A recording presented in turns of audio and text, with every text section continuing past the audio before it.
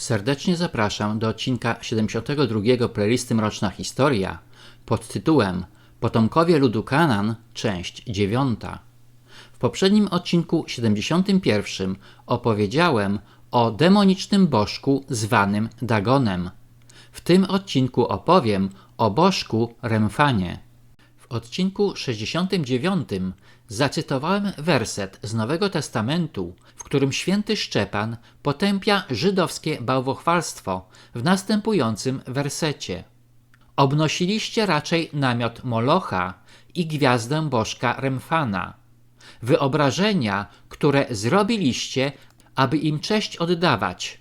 Przesiedlę was za to poza Babilon. Wynika z tego jednoznacznie, że starożytni Izraelici, jak inne ludy krainy Kanaan, czcili oprócz wspomnianych wcześniej bożków również bożków Remfana i Molocha. W tym odcinku zajmę się Remfanem, którego symbolem jest sześciopromienna gwiazda występująca na fladze Izraela. Badacze Biblii zgadzają się, że hebrajskie słowo kijun, występujące w księdze Amosa, jak również Remfan, odnoszą się do planety Saturn. Dlatego też, mówiąc o Remfanie, mamy na myśli bożka związanego z planetą Saturn. Czyim bogiem był Saturn i czym się zajmował? Okazuje się, że Saturn był staroitalskim bogiem rolnictwa, zasiewów i czasu oraz legendarnym władcą Italii. Jednakże pierwowzorem italiańskiego Saturna był etruski bóg Satre, jak również był on utożsamiany z greckim Kronosem. Babilońskim odpowiednikiem Saturna był Ninutra oraz hinduski Sani. Według legendy italiańskiej Saturn po strąceniu z tronu przez Jowisza zamieszkał w Italii i nauczył ludzi uprawy roli i winorośli oraz ustanowił pierwsze prawa w tym państwie. W jaki sposób oddawano cześć Saturnowi w starożytnej Italii? Otóż w 497 roku przed naszą erą zbudowano na wzgórzu kapitolińskim świątynię Saturna, gdzie składano ofiary z ludzi. Od tego czasu obchodzono święto ku czci Saturna, czyli tak zwane Saturnalia. W mitologii rzymskiej Saturn pokonał swojego ojca Kolusa, aby zdobyć władzę nad światem. Następnie pożerał swoje dzieci tuż po urodzeniu, gdyż obawiał się, że jedno z nich odbierze mu tron. W 1636 roku Rubens namalował przerażający obraz Saturna pożerającego swego syna, co powtórzył w wersji bardziej drastycznej Francisco Goya na początku XIX wieku.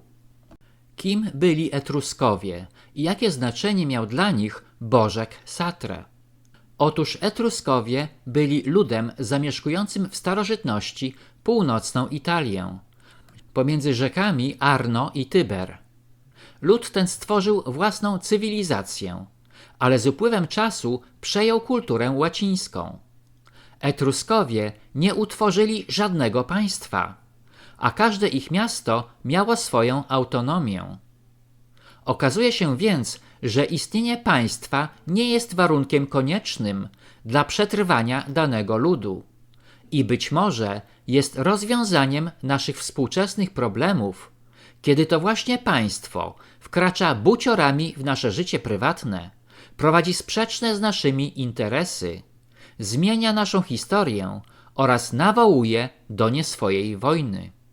Pochodzenie Etrusków jest zagadkowe, chociaż wielu badaczy twierdzi, że pochodzą z ludów zamieszkujących Anatolię. Jednakże według greckiego historyka Herodota Etruskowie przybyli do Italii morzem z Lidii w Azji Mniejszej. W Egipcie już za czasów panowania Ramzesa II znano lud morskich piratów określanych mianem Tursza, których identyfikuje się z Etruskami.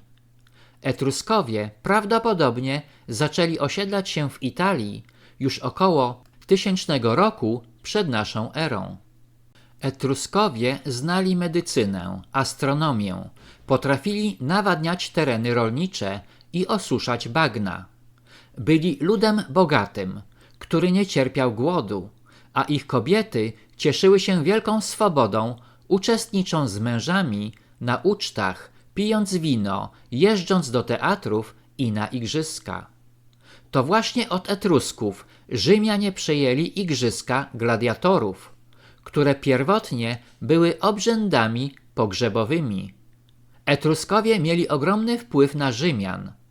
To od nich rozwinęło się wróżbiarstwo z wątroby zwierząt i ze zjawisk niebieskich, jak również wiara w życie pozagrobowe. Największy rozkwit Etrusków nastąpił w latach od 600 do 475 roku przed naszą erą, a ich upadek zapoczątkowała przegrana bitwa morska pod Kymę, w której Hieron I, tyran Sycylii i Syrakus, wraz z mieszkańcami Kymy podbił ich flotę w 474 roku przed naszą erą. W 283 roku przed naszą erą Etruskowie dostali się całkowicie pod władzę Rzymian. W 1877 roku odkryto w Gossolengo model wątroby owcy wykonany z brązu, zwany wątrobą z Piacenzy. Model pochodzi z około 100 roku przed naszą erą. Artefakt miał przeznaczenie religijne i służył do nauki sztuki wróżenia z wnętrzności zwierząt. Na artefakcie wykryto imiona bóstw etruskich, jak na przykład Jowisza, boga słońca czy matki ziemi, jak również bożka Satrę. O bożku tym wiadomo tylko, że zamieszkiwał ciemne i ponure regiony i był przerażającym i niebezpiecznym bogiem, który wyrzucał ze swojej siedziby błyskawice głęboko w ziemię. Bożek Ninurta, utożsamiany z Saturnem, był sumeryjskim bogiem burzy, wojny i rolnictwa. Główne ośrodki kultu znajdowały się w Nippur oraz Kalchu. Kalchu było starożytnym miastem w północnej Mezopotamii, na wschodnim brzegu rzeki Tygrys. Od IX do VIII wieku przed naszą erą była to stolica Imperium Asyryjskiego. Bożek Ninurta miał wojownicze usposobienie, a mity o nim opowiadają o jego bohaterskich czynach w walce przeciwko wrogom Sumeru, a w szczególności tak zwanym krajom zbuntowanym. Wydawałoby się sprzeczne aspekty wojownika i rolnika, bożka Ninurty, połączone są w sumeryjskim poemacie Lugale, w którym pokonuje on demona Asaga i armię jego kamiennych sprzymierzeńców, a potem zaczyna urządzać świat. Z kamieni buduje góry, dzięki którym woda spływa do rzek Tygrys i Eufrat, które stają się przydatne do nawadniania i uprawy roli. Podobnie jak wspomniani wcześniej bożkowie, grecki Kronos był bogiem rolnictwa. Ojcem Kronosa był Uranos, a matką Gaja. Kiedy w obronie swoich sióstr i braci pozbawia władzy nad światem swojego ojca Uranosa, ten przeklina go, zapowiadając, że pozbawi go władzy jego najmłodsze dziecko. Żona Kronosa, Tytanida Reja, urodziła 6 dzieci. Demeter, Hestię, Herę, Hadesa, Posejdona i Zeusa, a więc dla pewności Kronos połykał każde dziecko po urodzeniu. Rei udało się ocalić tylko Zeusa, podając mężowi zamiast dziecka kamień owinięty pieluszką. Zeus ukryty został w grocie na wyspie Kreta, a kiedy dorósł, zmierzył się z ojcem. Na początek podał mu środek wymiotny, który spowodował, że Kronos zwrócił połknięte wcześniej dzieci. Następnie wspólnie ze swoim rodzeństwem pokonał ojca i strącił go do podziemnej krainy, Tartaru.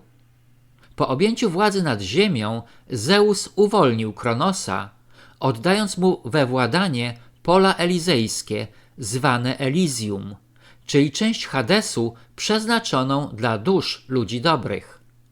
oraz planetę Saturn.